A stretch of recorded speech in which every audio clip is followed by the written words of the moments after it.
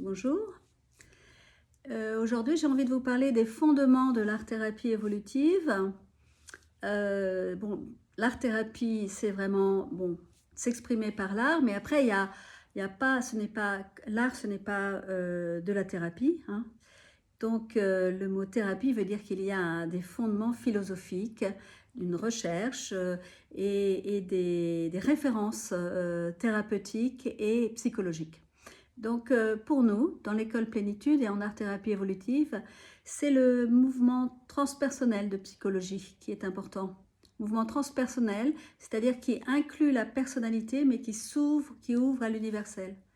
Et nous avons comme grand psychologue du transpersonnel Roberto Assagioli, fondateur de la psychosynthèse, qui a travaillé sur les qualités, qui a travaillé sur l'âme, qui a dit que l'âme faisait partie de l'inconscient et qu'elle était dans le supraconscient, dans une partie de l'inconscient élevée, dans lequel il y avait toutes nos qualités et tout notre amour et un potentiel inexploré que nous avons à réveiller, à intégrer, à manifester sur Terre.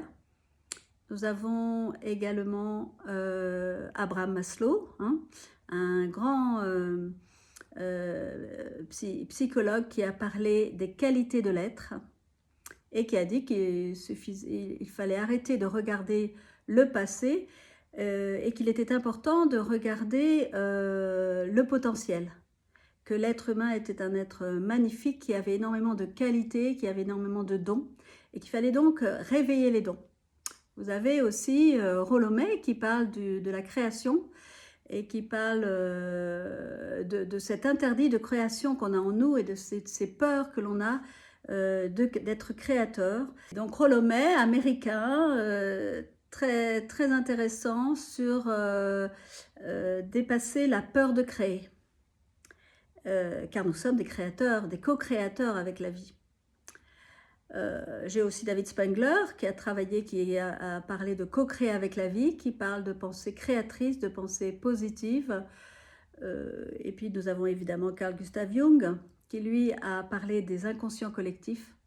Inconscient collectif qui est un thème très important quand on fait de l'art-thérapie évolutive en groupe, qu'on fait des dessins de groupe et qu'on interprète, qu'on cherche à trouver les croyances collectives et les traumatismes collectifs que nous avons gardés en nous pour que nous coupions les fils avec ces inconscients collectifs lourds et souffrants et qu'on accueille,